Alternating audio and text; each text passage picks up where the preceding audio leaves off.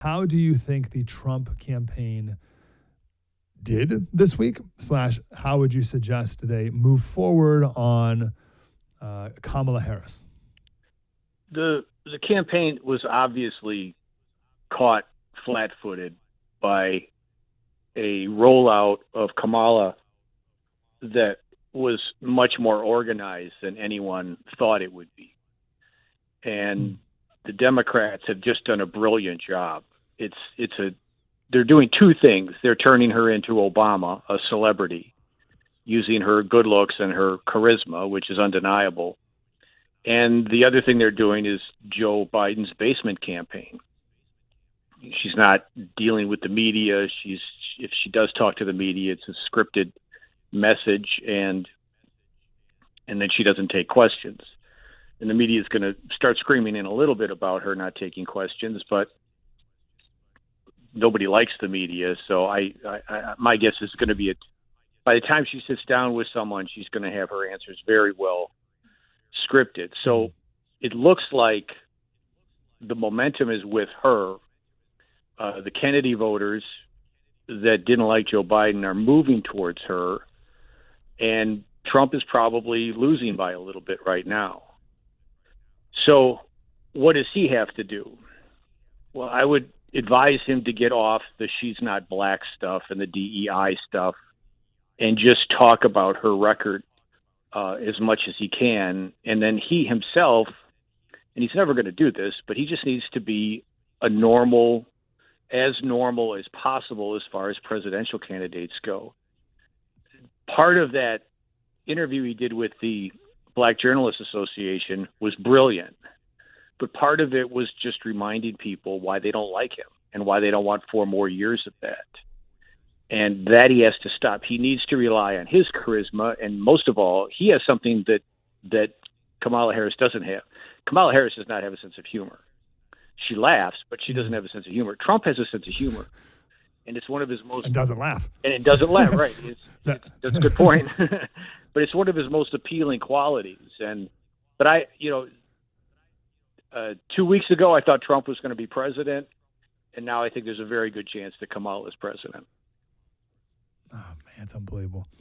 What were the brilliant parts of his National Association of Black Journalists 26 minutes on stage? When the opening part, when that woman just went after him, the woman from ABC just went after him, and he just creamed her. And he just said, "I'm the best president for black people since Abraham Lincoln." And he's right. And he talked about his record. And I want you to answer my question. He said, "I did answer your question. I'm the best president for black people since Abe Lincoln." But then, even better than Lyndon Baines Johnson, who signed the Voting Rights Act. Yeah. That's what she said. I mean, she was ready for that. Yeah, he that was great. But then he got into I'm not so sure she's black and stuff like that. And that's just not. That reminds people who might otherwise vote for him why they don't want 4 more years of him. And he just needs to be more charming and humorous, and that would help enormously. But he'll never do it. He'll just, it's just not him. Here is Kamala off script. The one moment she's been off script in the last 2 weeks. So yesterday, she gets out of the car and she walks over to the reporters on the tarmac, and she opened up a binder. John, I've never seen that before. I thought it was pathetic enough when the White House press secretary started speaking from the binder. They ask her a question, and she's like, "Oh, hold on," and she's thumbing through the binder to find, and it just reads. It's like, "Oh, what are we doing here? What is this? This is ridiculous." But I've never seen a president on the tarmac read from a binder before. So that was her. But then a little later, they got her talking about this. They're on the tarmac. This is the prisoner swap between us and Russia. Extraordinary testament to the importance of having a president who understands the power of diplomacy and understands the strength that rests in understanding the significance of diplomacy. Great. It's like just her classic thing. What is that? And that's why we can roll our eyes at her reading from a binder, but it's smart. It's like we used to laugh at Obama refusing to get off the teleprompter. It works. And that's what Trump should do. Trump should, like his speech at the RNC, he should have just done the speech. But instead he does this long thing and he goes off script and and he does this at his rallies, and he should just do his speech. So we can laugh all we want, but she's not saying stupid stuff, and that's what a presidential candidate does. And we laugh at it, but most people look at it and say, "Well, she's disciplined, and that's what we want." But do we want 4 more years of Trump saying things like she's not black? And it's so I think it's smart of her to read off the binder. It's smart of her to avoid the media. It's very smart. Yeah. So when we talk about policy, and we've done the last 2 weeks, I was in California when she was DA and Attorney General, so we have all these stories that I've known for years. I mean, they're out there. Just never talked about them because I don't ever want to talk about Kamala Harris. But alas, here we are. So I'm sharing these stories, and then also all the policies, and here's all the bills that she proposed when she was a senator for 4 years. And we roll through it all. And she now comes out, she doesn't, her spokespeople come out and say, we don't support that anymore. Hey, what about giving Medicare for all, including illegal aliens? Oh, we don't support that anymore. What about your comments on a mandatory gun buyback program? And we'll play the clip of her on the Colbert Show. And some guy says, are you for that? She's like, yeah, it's great, but we got to do it the right way. We got to make sure we give proper compensation, as if that's the issue with taking my gun from me. But you ask her about it, she's like, oh, we don't support that anymore. So what do you do? How can you pin her past on her when they're like, we don't do it anymore. And the media's like, okay, that's it. So what do we do? Yeah. And again, that's a brilliant move, because they can't accuse, what Trump can't do is create videos like George W. Bush did of John Kerry flip-flopping, because it's not her saying, I'm not in favor of that anymore. So it's just brilliant. You're right. Take it off the table. You're right. So maybe when she sits down with someone, they're going to ask her about it, and we'll see what comes out of that. But she's going to avoid that for as long as possible, and which is going to frustrate Trump, which is going to make Trump do stupid stuff, and they know that's what they're doing. But what do you do? He just needs to pound on her record, and he needs to become the appealing candidate. And he's frustrated now, which is why so many dumb things are happening. And he just needs to just pound on her record, stick to the script, which he'll never do, and wait for her to do that interview where they can then do the ads. But they just need to pound on her record.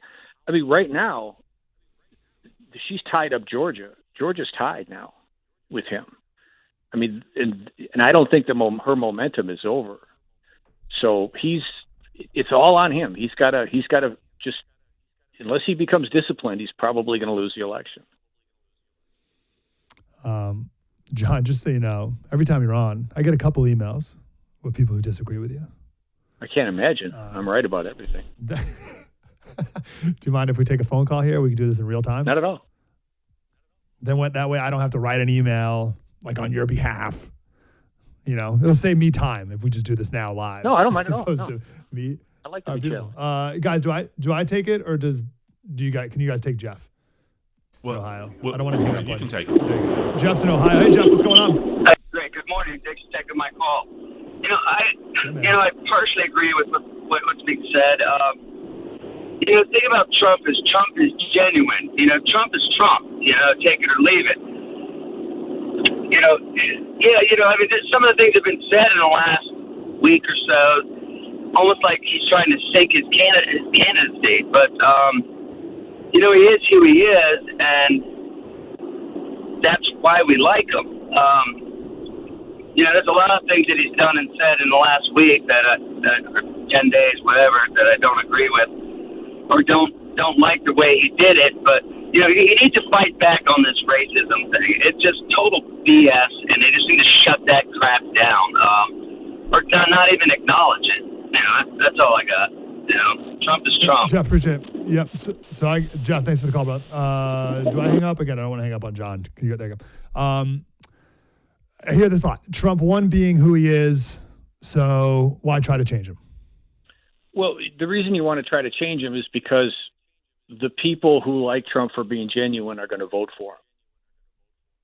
And you need to appeal to that 5% that are, flirting with Kennedy right now, or are going to stay home. And you do that by being normal. And it doesn't mean that when he reads his speech, that the speech isn't full of Trump being Trump. It doesn't mean that he can't be funny in the speech. George W. Bush, when he ran against John Kerry, was himself. And he was very funny because he used the politics of ridicule against Kerry, not the politics of insult, but the politics of ridicule. And that was a humorous attack on him.